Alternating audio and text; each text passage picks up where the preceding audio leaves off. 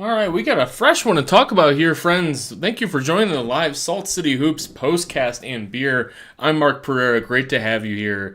I'm excited to be here and talk about that amazing game we got. First thing we got to do, as always, we got to crack open this beer today. We got a special one today. I got to make sure to take a photo of this one. This is a gift from my friend over on the East Coast. This is from Equilibrium Brewing in New York. This is their All Wise is the name of this one. No lisp there. That's All Wise. This is an 11% Imperial Stout with banana, peanuts, vanilla, Oreo, and lactose. I'm excited to crack this one open.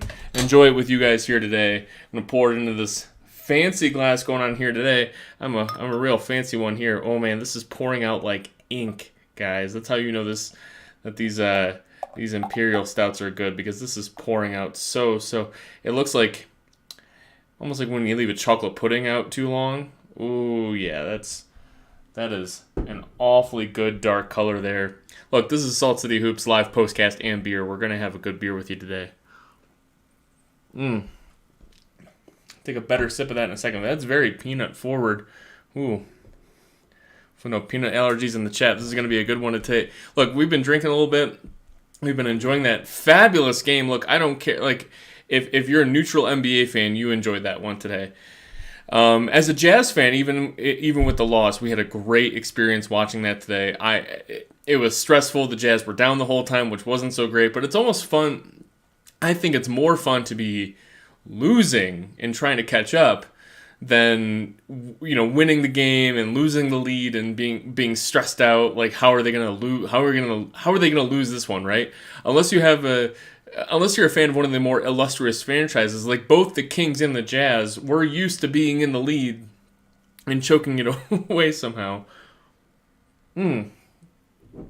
Wow, that is going very peanut forward. Ooh, yeah, we're gonna. This bottle's a little bit bigger than this glass, so I got to be careful on how I pour this one out. Y'all, great to have you here. Jazz lose a very close one to the Kings. Jazz down pretty much the entire game today. As I pull up my stats here, the game flow, they were down pretty much the whole game, but they came back. They took their first lead in the fourth quarter, believe it or not. It was they pulled it close a couple times, but the Kings took a couple double-digit leads to the tune of the Jazz never really taking the lead until that fourth quarter, as I've so eloquently described. Let's take a look at the exact. I'm trying to figure out where exactly in the fourth quarter they took that lead. Yeah, it was shortly in the fourth quarter. Finally, shots started falling for Malik Beasley, and that helped get the ball rolling on taking the lead. But the defense and the rebounding, the free throws fall short late. So the Jazz lose. They go down again to almost 10 points late in the fourth quarter. But the Jazz fight back as they always do. They take a late 3-point lead against the Kings with about a couple minutes left to play, and can't get stops, can't get offensive rebounds, can't make free throws. The very frustrating, the Jazz up one when Mike Conley gets fouled off the ball by De'Aaron Fox in the backcourt. Conley goes 1 of 2. And at the end of the game, the Kings go, they bring the ball up the court. They attempt a wide-open De'Aaron Fox mid-range two-pointer to tie the game. Again, the Conley missed free throw meant that the Jazz were only up 2. Not a very competitive offensive rebound. Went right back to Harrison Barnes, who kicked it out to, I think it was, again, another De'Aaron Fox mid-range shot, or an interior shot that was... this time secured by Lauri Markkanen. The interior shot missed by the Kings, so the Jazz have another chance at securing the defensive rebound. They do not secure it because Lauri Markkanen gets both mitts on the ball, but as he's bringing it down, he slams it against Kelly Olynyk's face or his head, and Kelly Olynyk's hard head knocks the ball out of Markkanen's hands, and it falls directly in the hands of a King player. And because of all the discombobulation, I like to think it was the discombobulation from all the rebounding, the ball is immediately passed over Kevin Huerter, who has been completely murdering the Jazz the entire game. And he had just a wide open look from three, and he sunk it. So that gives the Kings a 1 point lead, and we had two opportunities to give Lauri Markkanen a game-winning shot from the mid-range. The first attempt, get him the ball around the free throw line, and there's a swipe at the ball, and the ball is knocked out of bounds.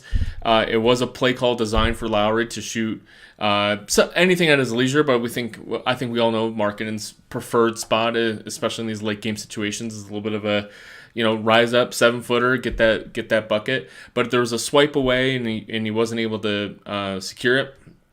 So they deemed the ball out in the Kings. I thought it was a close call, but they deemed the ball was still going to be Jazz ball.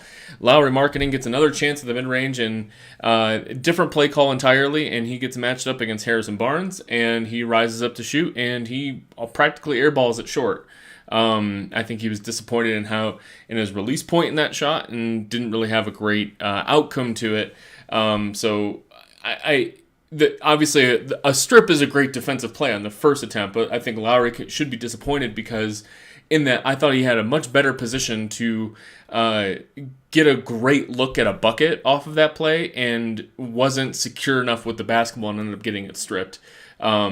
And while it did go out on the Kings player who stripped it, I thought that was just like a great play call that would have given him a nice wide open look in the paint if he just kept his progression there. So Jazz glues to a Kings comeback at the very, very last second because of a missed free throw and offensive rebounding woes, which is, as we know, a Jazz bugaboo all season. Now, the Kings don't go up by more than 10 today, so it was a fairly close game throughout. It was just the Kings were always leading, and when the Jazz would make a little run, the Kings would make a little 8-0 run, and obviously you have to point to Kevin Huerter as being just a stellar play for the Kings today. 12 of 18 from the field, 6 of 10 from 3. And that's only in 30 minutes, right? So 30 points in 30 minutes. He had 5 fouls today. The Jazz did a good job attacking him at certain points and getting him in foul trouble. Before I get into Domantas Sabonis going 12 of 12 from the field, and 2 of 2 from 3, almost a perfect night with his 2 of 3 from the free throw line. Like, Kevin Huerter is the difference maker in this game, right? Yes, you can expect a little bit more at some of the other Kings players, but the defense on Kevin Huerter was just atrocious at times. Colin Sexton was going over so many screens. Colin Sexton has this penchant, by the way, and I think it's a big teaching moment, big frustration point for me personally, is watching Colin Sexton go under screens, not just like in general, but against players that are very good shooters. And he was giving Kevin Huerter all sorts of space when he was out there. I was super not a fan of his defense on these screens. And Kevin Huerter and it wasn't just the threes, right? He's 6 of 10 from 3, which means he's 6 of 8 from the field. Elsewhere, I thought Kevin Huerter was running the floor super well. This is kind of what the Kings do, right? They're a fast offensive team. They have a number 7 offensive rebounding rate, and they just run. And Kevin Huerter he was at the forefront of a lot of it. Got a lot of great fast break layups. Didn't shoot a single free throw today. I mean, Kevin Huerter was just making shots, but they were open shots. It was a shooting drill out there for him at times, and that was frustrating. Domantas Sabonis, 12 of 12 from the field. I mentioned that. Perfect. He did not have a single defender who could match up against him. I thought Walker Kessler played a very good game today, but I thought matching up his minutes against Sabonis directly were not wins for him. Walker Kessler ends up being a team high plus 17 today in 23 minutes. I think he played every single Richaun Holmes minute, the backup center for the Sacramento Kings. Rashawn Holmes played 11 minutes today. I think all of those were Walker Kessler minutes. And I think Walker Kessler did overall win the Domantas Sabonis minutes, but I thought Sabonis really did have the better of the man-on-man matchup against Walker Kessler. As Unreleased Plug says on YouTube, Herter and Sabonis were killing. They absolutely were just absolutely killer performance from those guys. And Sabonis in particular, like going up against Olynyk or Markkanen, getting offensive rebounds. Sabonis with 3 offensive rebounds today, 11 rebounds overall, 8 assists from him to match 7 turnovers. The Jazz forced a lot of turnovers on Sabonis late, which it led to that first Jazz lead. I thought was key. But there's no rim protection on this team other than Walker Kessler, right? Sabonis, there were a couple lineups where we had Jared Vanderbilt out there as like in Rudy Gay, and there was just like no real beef out there to match up with Sabonis, and he's just scoring at the rim with ease.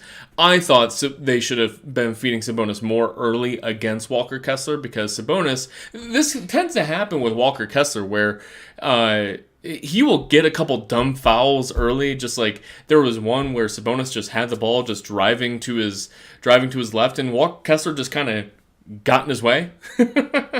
and Walker Kessler finishes with just 2 fouls, right?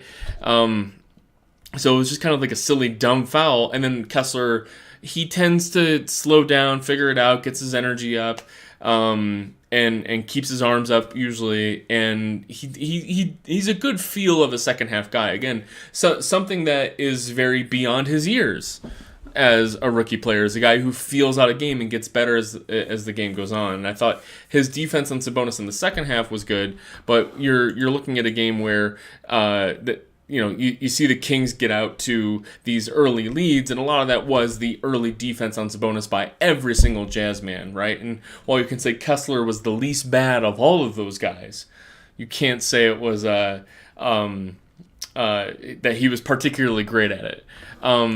On the other side of things, Jared Vanderbilt was a team low -16 today. 6 points, 8 rebounds, 6 assists. You look at that and you're like, oh, he had a pretty productive day. And I liked when Vanderbilt has his distribution game going, it tends to make him a better basketball player. But his defense today just wasn't there. He provided very little defensively. There's not a lot of wing threats for Sacramento. Harrison Barnes is pretty cooked at this point. He had a pretty solid year last year, Harrison Barnes did, but he does not. He looks slow and bad this year. And so Vanderbilt, without a good offensive wing player to defend, he's kind of a man without an assignment out there, like a man without a mission defensively. And I think that hurts the Jazz offensively, right? So he's not this rim runner. He's not a good pick and roll player. He doesn't get on top of the rim. He's not he had the nice 6 assists today, but it's because of his basketball IQ kind of a thing, not really because you can really have him facilitate some offense even as like a second side guy. So without his offense is going to be limited in a whole different way, so he needs to have a specific defensive wing assignment. Otherwise, he's guarding guys who are bigger than him who he can't guard. He's guarding point guards and shooting guards, which he can't guard. Like, he couldn't stay in front of Malik Monk today. Obviously, he wasn't assigned to Kevin Herter or anything like that, but that really didn't help him at all. Whenever Keegan Murray was out there, that's where we put Lauri Markkanen to kind of give Markkanen a rest. So it wasn't exactly a great matchup for Vanderbilt at the end of the day, right? So you often had Kelly Olynyk guarding Sabonis, because Vanderbilt certainly doesn't have the heft to do it. And Olynyk is going to do what he does, right? 5 points, 5 fouls in a situation where he's always going to lose, right? Olynyk still slowly coming back from that ankle injury. This is only his second game back. But let's be honest, if Olynyk was perfectly healthy, this would be exactly what would have happened against Sabonis. And Sabonis ends up just having one of the better games of his season. This is Sabonis' best season of his career, by the way. He really turned it on for Sacramento at the end of last season, and he's had amazing performances in Indiana before, but he's always been a empty stats guy before. Now he's really contributing to winning basketball, right? He's winning his minutes on the court. He's playing that sort of D+ defense that you can get away with if your offense is going to be number 7 in the NBA. The Kings have risen to number 20 or 21 in the NBA in defense, right? Which is stunning considering their personnel, right? There's not really a lot of good, positive defensive players on the roster. Obviously, when Davion Mitchell, their second-year defensive stud, comes on the court, that is obviously a plus defensive players. But like I mean, when you have a center like Domantas Sabonis, right, you're pretty much saying, all right, we need studs everywhere else, where this is a 25th ranked defense. And I do think the discipline that Mike Brown is initiating and having guys like Malik Monk play over their heads, having guys like Keegan Murray come in as a rookie at the forward position, playing good defense. Kevin Huerter's playing acceptable defense. De'Aaron Fox is back to playing, he's not quite his defensive ace self that he was projected to be after his first season or two, where you could really see him, oh yeah, that's a great defensive threat there. But he's playing solid point of attack defense, and we Utah fans know that point of attack defense, if it can just be capable, that's good enough, right? Take a break to have a sip of this wonderful 11% beer. Kind of a weird pause there, but I'm thirsty and I wanted beer. Boy, that is very peanut heavy. That is. It's got vanilla, Oreo, and banana too. I'm trying to get a good vibe for it as we drink it down here. I think I got a little left in the bottle. There we go. Okay, so moving on to what Utah was doing, though, we talked about Sabonis a little bit. This is Lauri Markkanen, right, is what he's doing. He finishes a -1 in the night, right, so he's going to be a +1. Could have gotten the game winner if it was possible. So he goes 36 points, 5 rebounds, 16 to 24 from the field, only 1 of 7 from 3. He was over 50% from 3 going into today in the month of December. Absolutely on a heater from 3. That can't possibly continue for like the entire season, right? So he's going to have a stinker from 3. Glad he followed it up with just amazing presence around the rim against a team in the Kings that can't really defend the rim very well. They're only 21st in defense, right? That's a little bit higher than I thought they might be. But they're still on a great rim-protecting team, and you have Markkanen dunking all over the place in the third and fourth quarter. He had a great dunk, just slamming it right over Domantas Sabonis. Thurl Bailey says, oh, it might be the dunk of the year. And it's like, we've forgotten that Lauri Markkanen dunked all over Rudy Gobert in the second game of the season. How do we forget that so easily? But he had these great reverse layups. He was just perfect scoring around the basket and in the mid-range. So he would have been 15 of 17 from 2 today and 3 from the free throw line. Just a very nice scoring performance from Lauri Markkanen. And because I'm always going to be a downer about this stuff, right? I'm like, okay, the point of the season is identifying like what players are worth it, how are they improving, how are they contributing, what are they going to mean to the next really good Jazz team. And for too long, Lauri Markkanen is sitting there at 0 assists, 1 assist, 2 assists, 0 assists, 1 assist, 2 assists. 0 assists today from Markkanen. I thought he moves the ball around the horn totally fine. He's usually the play finisher, like no pun intended. Like these plays and how Utah runs their offense is to say like, let's get everyone off balance, let's run a play, let's do what we can, and then the ball is going to find Lauri Markkanen's hand via a great pass and a great action, and he's going to use his physical and skill advantages combined with our offensive advantages and how we've gotten him the ball so that he can be a very efficient offensive player. That all works really, really well, but I think he is an all-star caliber player as far as scratching that surface of like, okay, is he somebody that you can have as an all-star guy? But this dependent threat level of who he is as a basketball player means that like he's very firmly never going to be a number one guy. Like he's a number one guy on this team, right? So you want him scoring the ball and everything, but without those natural distribution chops, right? And initiating the and this was true in Finland Eurobasket, by the way, right? Like he wasn't this like natural distribution guy for Finland either. I think you're looking at a guy where if you compare him with a all-star quality ball handler, now you're cooking, right? And you don't necessarily need to have like the matching rim protector to cover his faults. I think he's shown in the past season and a half now that you can very capably just hide Markkanen on the weakest offensive player, even if it's an okay offensive player, as long as that player has a little bit of size to him, right? So he was guarding Harrison Barnes, he was guarding Keegan Murray, for much of today's game. Two guys with legitimate offensive skill. They're not like Isaac Okoro for the Cavaliers, right?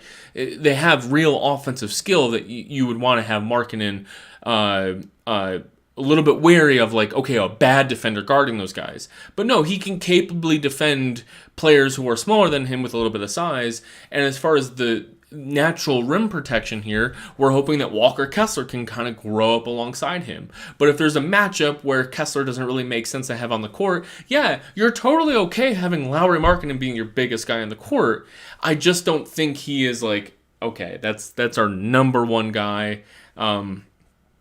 Is he a max contract guy? Like, I don't think we know yet, right? Maybe pretty close to it, and we'll see.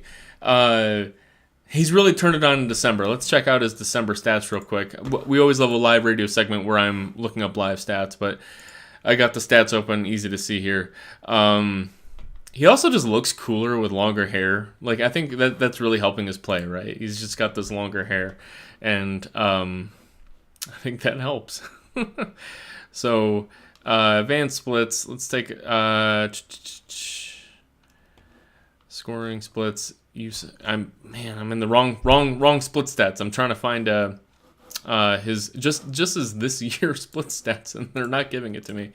We'll do Lauri Markkanen split stats here. I want to look at his December stats just because I do think that he has absolutely killed it in December. And now that we finished our December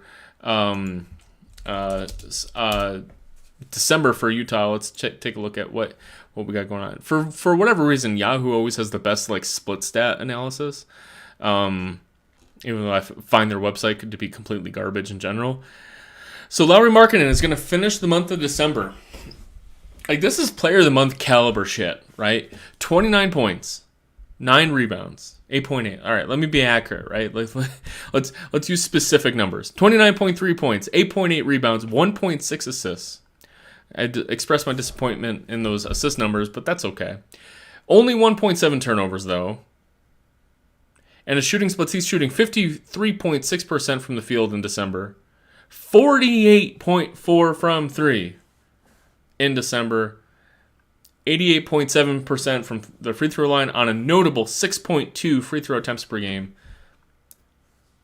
0.9 steals, 0.4 blocks, only 2.5 fouls a game. So, quickly we're talking about 29, 9, and 2 on 50, 49, 89 shooting splits. That's okay. And nothing about Lauri's December except his 3-point shooting percentage, which was only 5 percentage points higher than November, by the way. So he's shooting 48% from 3 in December. He shot 43%, almost 44% from 3 in November. Like, if he cools down just like a tiny bit from 3, like that's still like a very replicable thing, right? Notable, like his 3-point attempts in November. 6.1 3-point attempts in November. 9.5 3-point shot attempts in December. The dude's jacking up 10 threes a game. This is good. This is good shit. This is like, if you can, you're nearing towards like why Klay Thompson was an all-star, right? He's a firm, like, hard ceiling, steel, iron, diamond level ceiling tier below Klay Thompson as a basketball player and Klay Thompson's peak because of Thompson's defense, what Thompson can actually do off the dribble, which was underrated. And obviously, Klay Thompson's versatility around the court. But Markkanen does make up for that with rebounding. He does make up for that with an interior presence that Klay Thompson didn't have. But what made Klay Thompson an all-star in these situations is, yeah, you can be a dependent threat and be a very solid, firm tier all-star, right? So now we end up on the season, and after a relatively slow start to the season for Lauri Markkanen, on the season he's averaging 23, 8.5, and here's the important part, like the percentages and the field goal attempts, right? It's not just going to be the percentages, it's how many times he's shooting it. So on the season, he is at 15 field goal attempts at 53% from the field. 44% from 3 on 7.1 attempts from 3. If he can keep it at 9 or above, that's going to be even better. 4.7 free throw attempts per game at 84%. Again, if that's going to be 6 or above, I think that's replicable. I don't think there's anything about this December that was unusual for Lauri Markkanen shooting. Jazz are at home for 11 of their next 13 games. Very curious to see what Lauri Markkanen is able to do. Being home with his family a little bit, sleeping in his own bed, right? He's always been a very reliable player, and we'll see what he can do playing at home. The offense is not designed for Lauri Markkanen to express his passing ability. I completely understand that. I'm not sitting here staring at 2 assists per game and bemoaning that fact, right? And I think it's pretty clear that as his usage has gone way, way up in December, and he's shooting a bunch, shooting way more than he has in the prior 2 months. Again, his field goal attempts are now up. His three-point attempts are now up. So it's mainly the three-point attempts and the free throws are now up. And his assists have gone down each month. So he starts off the season in October with 8 games, which is just 2 fewer games than he played in December. And in 8 games in October, he's averaging 2.9 assists per game. And I don't immediately recall exactly how those assists were being generated, but he was getting the ball in the interior, like standard pick and roll stuff, and kicking it out to the corner to, your Malik Beasley's or your Jordan Clarkson's for threes, and that's just not the game anymore. The offense has clearly been changed to have Markkanen finish these plays, which is totally fine. It's just how is Markkanen going to be like the number one guy in certain situations? And I think it's pretty clear that he's always going to be this like just luxurious dependent threat that is all-star quality. And I think that's good. We'll see. We got him. Utah has him pretty cheap for the next few years. We'll see how we go on from here. So thank you again for joining us for this is Salt City Hoops live postcast. I'm Mark. I have beer. This is an 11% beer from Equilibrium Brewing in New York. This is an Imperial Stout, double pastry Imperial Stout with bananas, peanuts, vanilla, Oreos, and conditioned with lactose. So it's got a little bit of a smooth flavor to it. This is just a stunning beer that I'm happy to be sharing with you on a Friday night. Like I said, 11%. We're here to have fun. Talked about Jared Vanderbilt's struggles today. Team low, -16. I thought he had a couple nice splash plays, but at the end of the day, it was just very poor defensive performance from Vanderbilt today, both in transition and in the half court. I think his defense is becoming dramatically more overrated by the game. Looking at our folks here, who next to talk about, Malik Beasley's in a little bit of a shooting slump right now, but I still just do not mind his game. His defense will come and go. I thought. You can always rely on him for C- to C+ defense, maybe even worse than that. But look, he's going to shoot 4-13 from 3 tonight, 1-7 from 3. I don't care. You want Malik Beasley shooting over 7 threes a game. You want him shooting 8, 9, 10 threes a game in his 23 minutes, right? Just he comes off the bench and he is always going to be the best shooter. He's usually spelling a combination of Conley and Clarkson, playing alongside a Colin Sexton, who is not as good as a three-point shooter today, or in general as Malik Beasley. So I'm okay with Malik Beasley shooting this much and shooting these threes. He's got very good shot selection. Of course, it was his very long two towards the end of the game that actually got him going in a little mini spurt where he hit his first and only three on the ensuing possession. So I allow Malik Beasley like 1 or 2 long twos a game because in general he's making good basketball plays. Contested shots against him, he shoots the ball like they're not even there, and he makes a good person. He's one of the best contested 3-point shooters in the league. I just don't mind him shooting that much. And he's just having a rough go as it late. I'm going to look up his recent stats. Again, more fun live radio here. Malik Beasley split stats. I come up with these things I want to talk about on a live postcast, and I try to treat this like almost like a recorded podcast, but we're just shooting the shit. So reminder that if you want to drop a comment or ask to speak, I'm happy to take a comment at all times, and talk about the Jazz losing a 1-point game here as I drink my 11% beer and look up Malik Beasley's shooting stats in December. So we end up in December here. Yeah, he's shooting 33% from 3 on 10 attempts a game. He was shooting 40% in November and 38% in October. So his scoring has gone up. Obviously, we've had some injuries, so his minutes have gone up. His 2-point attempts have been pretty nice lately, but overall in the season, he's only shooting 39% in the month of December, and the 33% from 3 in December definitely does track. And over the past couple games, it's been quite atrocious. This is Malik Beasley's past few games here. Tonight, 1 of 7. Against Golden State, 1 of 8. Against San Antonio, 2 of 11. Washington, 3 of 7. That's a win. Detroit, 3 of 9, 33%. That was a win. Cleveland, blowout, 1 of 9. Milwaukee, he was the only good, if you recall, he was the only good player against Milwaukee. 6 of 10, right? And that's December 17th, and then December 15th, 4 of 11, December 13th, 5 of 12, December 10th, 4 of 10. He really has these 40% streaks that are going on. And so the past few games, I mean, he's shooting like under 20% from 3. And that's not Malik Beasley, right? Like, we know he's a lot better than that. I'm not too worried about it. Nothing too weird from the game script today. The Jazz were just absolutely crushing it from the mid-range today. They did not shoot a ton of shots from the mid-range today. They try to avoid shooting them, but when they had to, they were fine. Other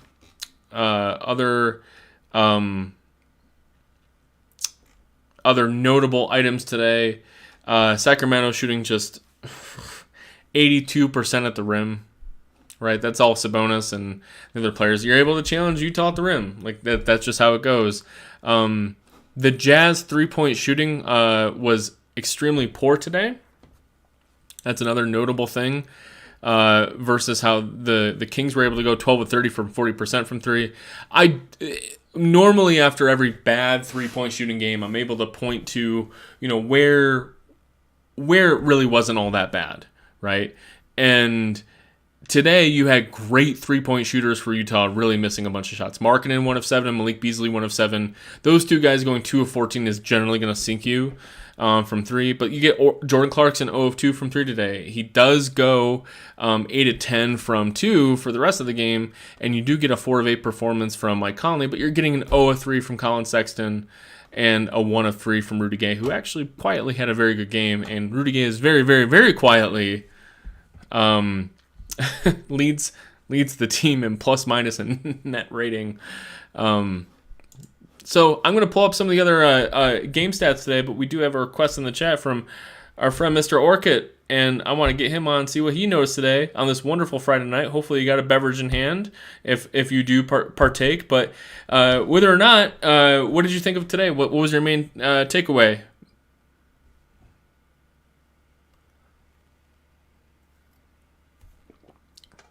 Hey, yeah, sorry. Hello from Thornton, man. I'm not too far away from you. Oh, that's right. Yeah, man, you're down the street. You should join me live for one of these. Shot distribution was on point tonight. I honestly don't think that. I think Lowry should shoot that amount of shots every game. I would like to see that more from him and less from Clarkson. Because I feel like if it was more of shots for Clarkson, that this game probably would have been more of a blowout. I mean that's very possible. I mean it's I'm not even sure Clarkson's the guy you can really point to as part of the problem, at least tonight. But like in general, a healthier diet towards Lauri Markkanen would be nice. The issue you run into is like, okay, so how do you get Lauri Markkanen more shots? The number one thing you want to do is say like, okay, well let's just give him the ball to start possessions, right? Let's give him more isolation opportunities. I thought today he actually had a couple isolation points against Harrison Barnes for a couple possessions. And Markkanen was actually very effective in isolation against some of these wing defenders. Obviously, Barnes got the best of him at the very last play of the game. But you end up in a situation where, okay, you're giving Markkanen more shots because of an isolation type of situation, but where can you, how are you getting him the ball? And normally you have to have the ball in one of our more talented ball handlers. And frankly, I'm wanting it to be at the expense of, at the end of the game, like at the expense of a Kelly Olynyk, right? Like we've seen a lot of fourth quarter Kelly Olynyk shots, and Kelly Olynyk is a fine player for what he is right now. 31 years old, probably not going to be on the next great Jazz team. But 24 shot attempts from Lauri Markkanen, and I think that's where it's going to stay. And 12 shot attempts from Jordan Clarkson is a very healthy amount. And like he went 9 of 10 from the free throw line. So if you want to bump up Jordan Clarkson's, general field goal attempts to be more like 14, 15 today, that makes sense. And Olynyk is shooting 2 field goal attempts today and 2 free throws. I think this is about right? For this Jazz team, for Markkanen to shoot 24 field goal attempts, Clarkson with 12 and 12 field goal attempts and his 10 free throws, Conley shooting 11 times and also getting 6 free throws out of it. Like, that's a high Conley distribution. I think you're just generally right, though. Like, this is the distribution you want. And I'm okay if we finish every game with Jordan Clarkson being the second or third highest shooter on the team. What you have to do, though, is you need to get Markkanen in good spots to score, because he cannot get there on his own by dribbling the basketball or going off of a screen. He's got to get to those positions by a smooth offensive play, or one of the ball handlers in Sexton or Clarkson or Conley making those plays for him to be in a better position. Does that make sense, that you can't really totally trust him to be the guy to get 24 shots on his own? Oh, yeah, for sure. And I liked that he recognized that he wasn't hitting from three and was driving in and dunking all over them. And then he did hit that late three, so he was still trying to see if it was there late in the game. So I appreciate that from him. And, if Lowry's not being aggressive, then obviously, I think that, our dominant ball handlers should, like, JC just creates like crazy, and I appreciate that from his game. So, yeah, the only Clarkson with 9 assists today, by the way. The only distribution point of Clarkson's game that kind of doesn't jive with who he is as a person isn't that Clarkson is a shoot first guy. It's that Clarkson, he never is going to take a positional advantage that he has on the court and just gun it straight forward and put pressure on a defense by using his speed, right? Like, Clarkson almost prefers the guy to have a good defensive position on him so that he can kind of maneuver and wiggle his way around those situations. And once he's able to draw a double team by finagling himself in the paint, then he's able to find some great shooters or a great interior pass. Very rarely do you see Clarkson say, like, I'm just gunning it and I'm going to get to the rim. And you see a lot of great distributors. And Conley's quick, right? Conley's a great analog to this. Conley is great at getting into the teeth of the paint with his quickness and then finding his pick and roll partner for a dunk or a great pass or a good pocket pass or whipping it to the corner. Like, good standard point guard shit. So when you talk about Markkanen and Clarkson playing together and how can we make this happen for Markkanen,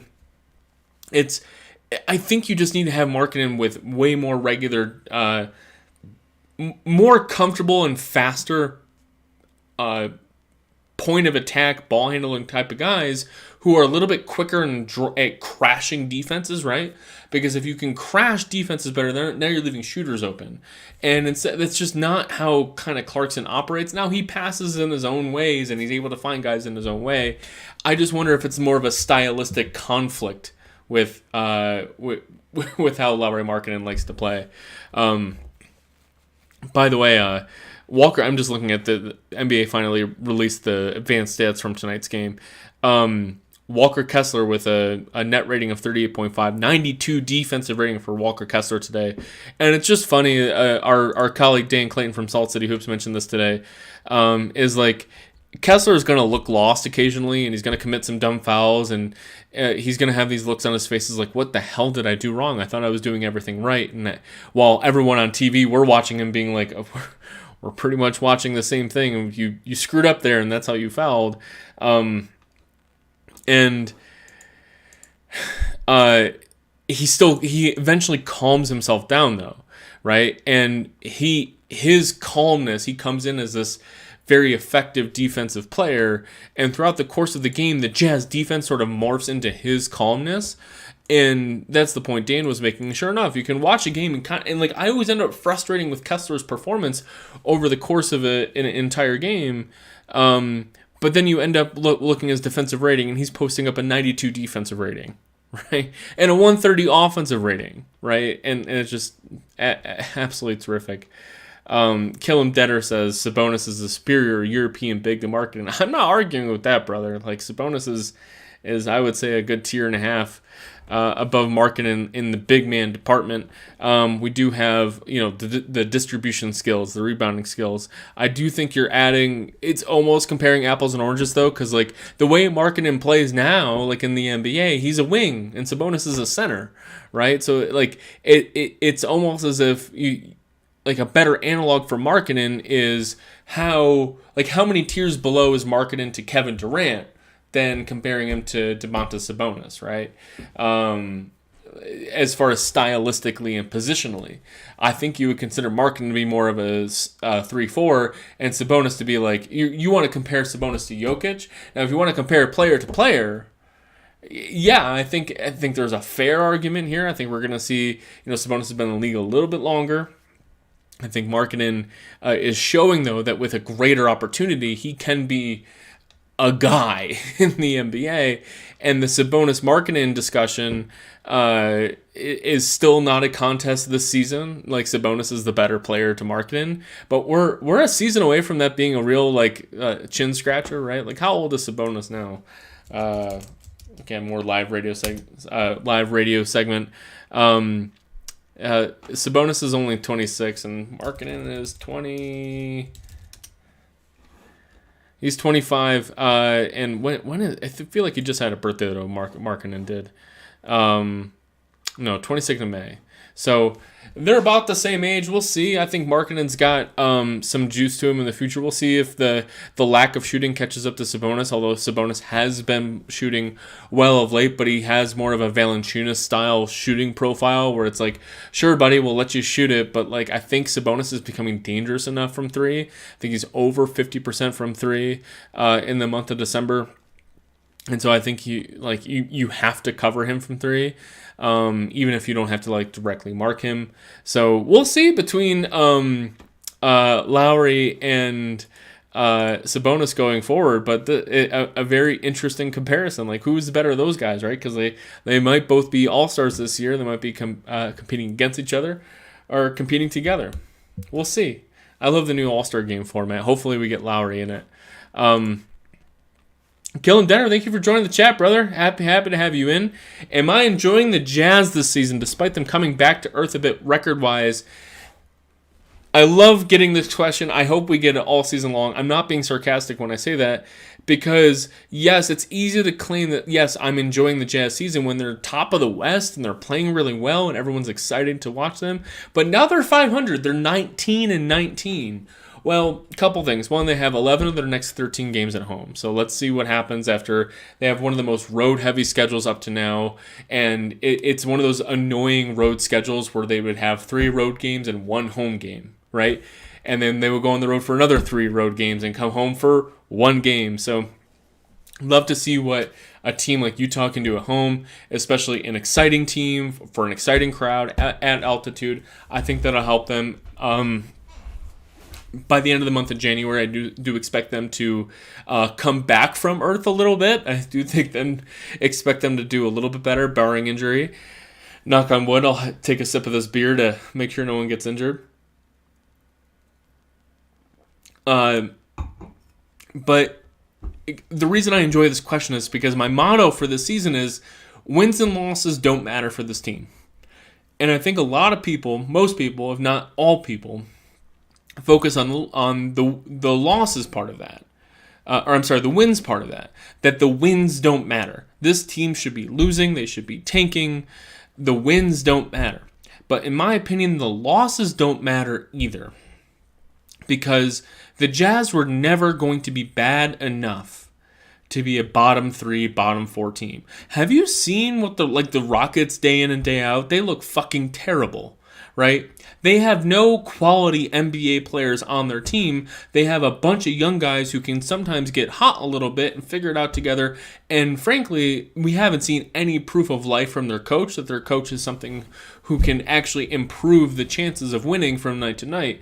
So the Rockets are a miserable basketball team with some intriguing talent. There's no actual that's a good basketball player out there, right? Eric Gordon occasionally from night to night will be okay, but Eric Gordon has terrible nights this day and age. You want him playing 15 minutes off the bench or 0 minutes if he doesn't have it, right? Not playing a regular role off your bench, right? We keep talking about him as the Rockets getting a first-round draft pick for him. I think that's a fucking joke at this day. But going from there, looking at these other terrible teams, right? We played the Spurs. We lost to the Spurs the other night, and the Spurs have 7 guys that have actually have some lineups with their top 7 that look okay, but their depth is terrible. They're gonna be bad. Detroit is miserable. They don't even have Cade Cunningham. They're trying to cobble together the most random lineups, and they're gonna lose a shitload of games. They lost by 14 to Chicago tonight. So with that, I just never thought the lottery odds between 4 and 10 are really all that worth arguing about. And I'd rather the Jazz figure out right now who on this team is worth playing. Who is going to be on this team next year and the year after that, and what salaries are these people worth to keep going, especially in the elevated cap environment. I think that's important stuff to keep in mind. And if that requires you to win a few games along the way because your coach is great and your best player is having a most improved player caliber season, that's okay. That means some shit worked well for what's going to matter for future teams, right? And this whole rebuild, you cannot look at this and being like, okay, we traded away 2 all-star players, we must therefore get the number 2 overall pick, right? That's what should happen if you lose those guys for nothing, right? Let's say you lose 2 all-star players to free agency or injury or something like that, and then you go through a miserable season and then get the number 2 pick. And let's say those guys have now gone, your best player, your all-star players, they have now departed for nothing. You have no assets to build your team with. You just have one very good draft pick. And while that draft pick can be a generational talent, a lot of times, look at the top 3, 4, 5, 6 in the draft over the past 10 years. You might get a generational talent. You might get Dante Exum or Enes Kanter, right? Who are very well-regarded prospects at their draft range coming out of college, or in Kanter's case, pseudo-Kentucky. And you cannot go for a season thinking there's only one prize in Wembanyama, right? It's just so incredibly hard to go through an entire year of total shit and still go and end up with a 25% chance of a number 1 pick. It's just not going to happen. Or you can't go for it that way. Instead, Utah now has a shitload of draft picks going forward. And that's a better that's a better situation to be in than be really bad for one season and having one maybe good blue chip asset. Paolo Banchero looks fabulous for Orlando. They still don't really have a direction as to where they're going. They're losing a bunch of basketball games.